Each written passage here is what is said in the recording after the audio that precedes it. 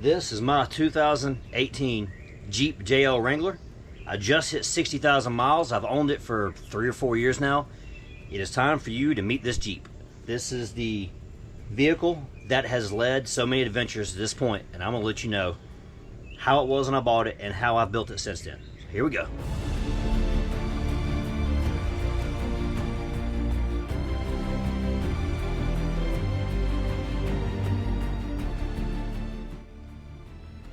Number one key to building a budget off-road vehicle was a starting platform.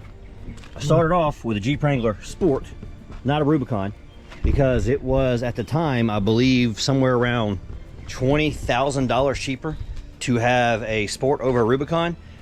But this wasn't any Sport. The real secret to this Sport is back here in the back. This is a Sport S, and I don't know if this is true on every Sport S, but it is on this one. That right there is a Dana 44. See, the Dana 44 is why I bought this Jeep. It is what made this one possible. It is allowed me to get a light version of a Rubicon without the Rubicon price. However, it does have a weakness. The front axle is a Dana 30, and the front axle is an open differential. The rear is Dana 44 with a track lock, so it will drive both tires in the rear. It will drive one in the front. So that's its limitation. And you gotta know that every vehicle has a limitation. That's the limitation of this vehicle. For the way the vehicle came from the factory, it was stock as factory. I bought a Jeep with about 15,000 miles on it. It was already 2, maybe 3 years old when I bought it. I think I bought it in 21. It was 18. So it already had a couple miles on it. Had 15,000. I've put whatever 60 is, 45 on top of it since then. It came with the 2.5-inch lift. It is either a rugged ridge or a super lift, 2.5-inch lift, coil springs. I was able to get part numbers off the springs. Is how I found out what it was. It came with the fuel 20-inch wheels, 35-inch ridge grappler tires. I absolutely love the tires. I love the look of the wheels. I do not like the wheels. That's not what I would have done, but it's what it had, so it's what it's got for now. Stuff. Since then, it was the mods that I did. I did not go crazy. The whole plan was doing this Jeep in 3 phases. Phase 1 was the get out there and use it phase. I added some communications, safety equipment, and basic recovery equipment, and I did nothing else to the Jeep. I said I was not gonna go crazy dumping money in this thing and building stuff I didn't need to spend money on. So I didn't do that. Phase 2 was after I got out and used the Jeep a little bit. I said, okay, here's the things I need to spend some money on to do some upgrades here, make some changes here to make it more enjoyable. And then phase 3 is the big dream build. That's where we go huge. That's the one I may never get to, because I definitely blow this out of a budget off-roader if I get to that point. But if you're looking to do this and you're trying to build yourself a vehicle and you're trying to follow a budget as well, you got to know what you want to do with it. See, this Jeep is not really an overlander. It's not really a rock crawler. It is a vehicle-based adventures is what I'm out for. I am doing some rock crawling with it.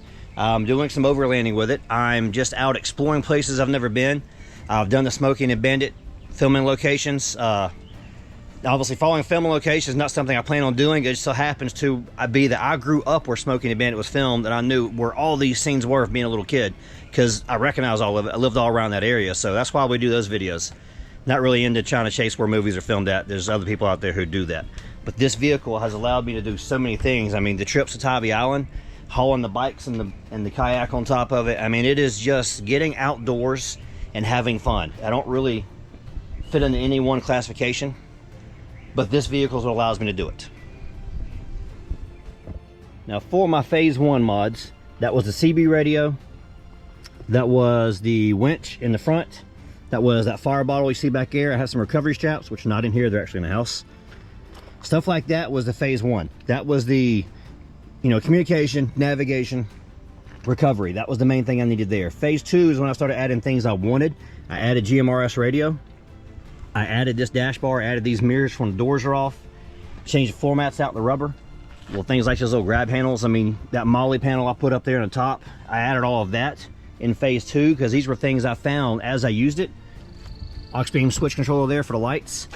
As I began to use the Jeep, that's where I said, okay, I need certain things. One of them being lighting. Wow, you really do need lighting if you're off-roading at nighttime. I didn't buy the lights at first. I had the KCs on it. It's probably the first ones I did. Then I added the diode dynamics, and that was kind of at the end of phase 1, beginning into phase 2. Now more phase 2 stuff. I think that's most of phase 1 already. Added the steel bumper to mount the winch to. Phase 2 got into repairing stuff. This is metal cloak steering, along with the metal cloak track bars, metal cloak control arms, added to the 2.5-inch lift I already had. Reason why I did all that was there was some, didn't articulate very good. It did not have good ride quality. It was okay ride quality, but it wasn't great. So that's why I started changing that kind of stuff out. Under the hood, you have Odyssey battery. As you guys know, these new batteries with a little bit small battery underneath is problems. I've did all that, ripped all that out, changed out to the single Odyssey battery instead of having 2 dual batteries. I added the roof rack.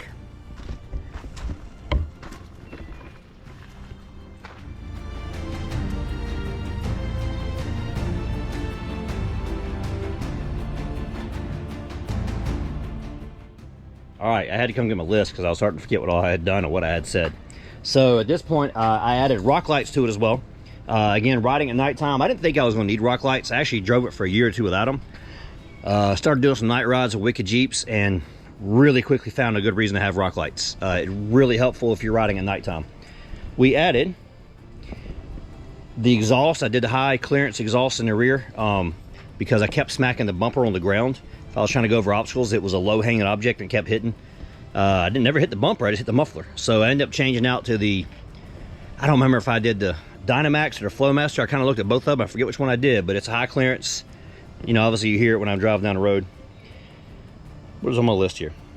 I have a bikini top, which is not on the Jeep. I didn't take top off this year. I left top on.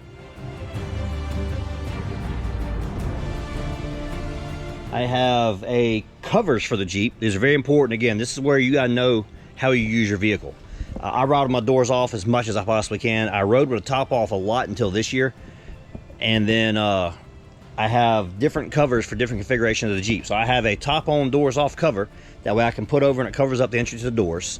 I have another cover for the top off doors off or doors on. It would work either way. But the thing is, it's for having a top off and it covers down the roll bar. Protects the vehicle from rain, keeps critters out. If you guys cannot tell, I live in the country. I mean, this is where I live at. I do not have a garage. I know I have a pole barn down there, but that's a pole barn. You only can see the part that's got sides from here. It's open, so it's got stray animals that live in it sometimes. I mean, I got chickens down there.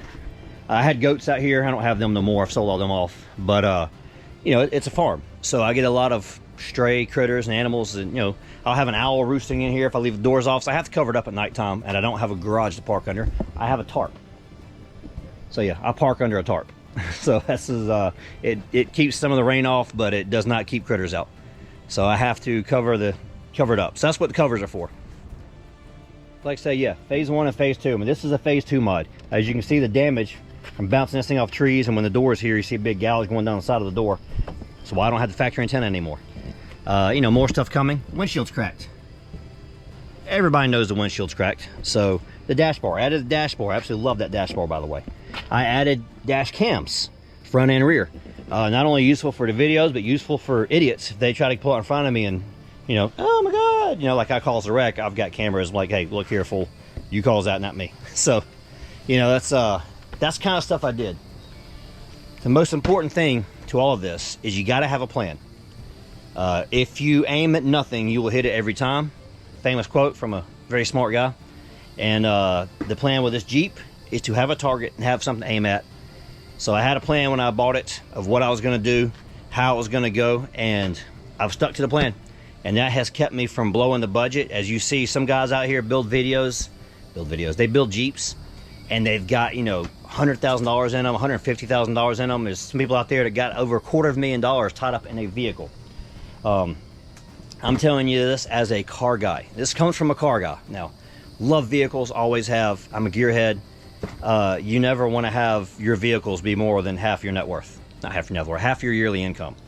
So that's very difficult to do with vehicle prices nowadays. But yeah, don't put all your money in vehicles. You're just losing money. You're throwing it away. Now, if you got a lot of money, man, have at it, brother. The Lord's blessed you and you got money to do that kind of stuff. That's awesome. Have at it. I'm not blessed that way. I'm a mechanic. I work for a living. I came from a trailer park. I always tell everybody I was a broke kid from a trailer park. I did not come from money. I did not have any kind of inheritance. I mean, my entire family lives with me. You know, my dad lives in the basement. My grandmother did live in the basement. My kids live with me. I mean, it's 4 generations in one house. Well, 3 now. One of them's dead.